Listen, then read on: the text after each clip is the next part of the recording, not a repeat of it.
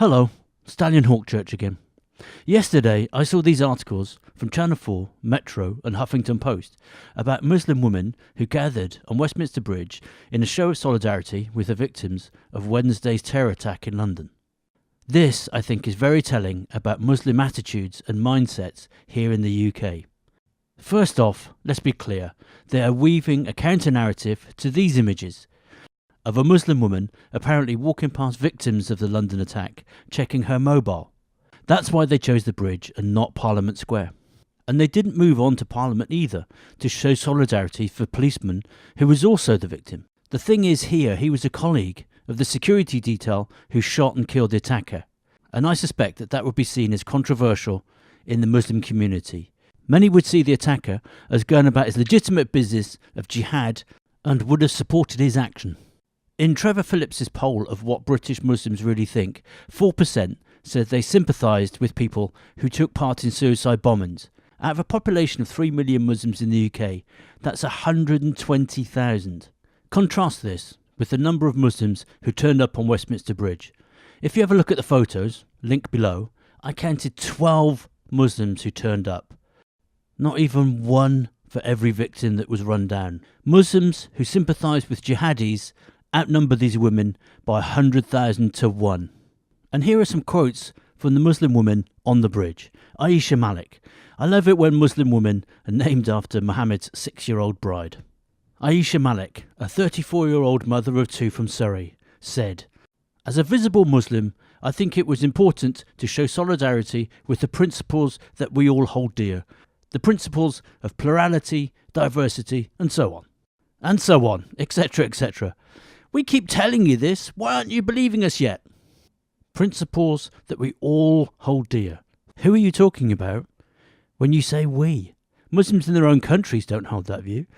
Pakistan's Muslim population is 96.4%, Saudi Arabia 97.1%, Turkey 98.6%, Iran 99.7%. There is no diversity in these Muslim countries.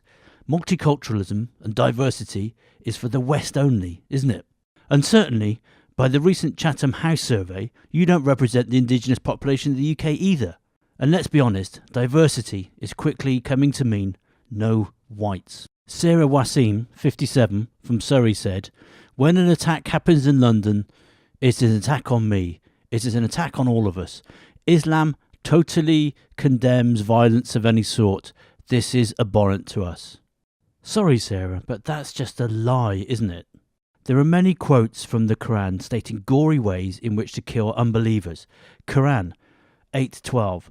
I will cast terror into the hearts of those who disbelieve. Therefore strike off their heads and strike off every fingertip of them. Quran 8:39. And fight with them until there is no more fitna, disorder or unbelief. And religion is all for Allah. The Quran goes on and on like this. There's a link below of 109 instances. Okay, they might not be all legitimate, but to say that Islam totally condemns violence of any sort is pure bullshit. And I know what some idiots are going to say. Oh, they're taken out of context. The context is killing disbelievers. What other context is there? Or you have to speak the original Arabic to understand it properly. But languages are translated one to another every day. And that seems to work fine. So why not with an old version of Arabic? Faharia Khan, 40, a GP from Surbiton, said, "The feeling of what happened here on Wednesday was really strong. We thought of the ordinary people who were here and were mown down. Standing here like this, it's very overwhelming." Okay, interesting, very overwhelming. She doesn't say whether she was overwhelmed with sorrow or joy. I'll just leave it at that. So I'll just sum it up.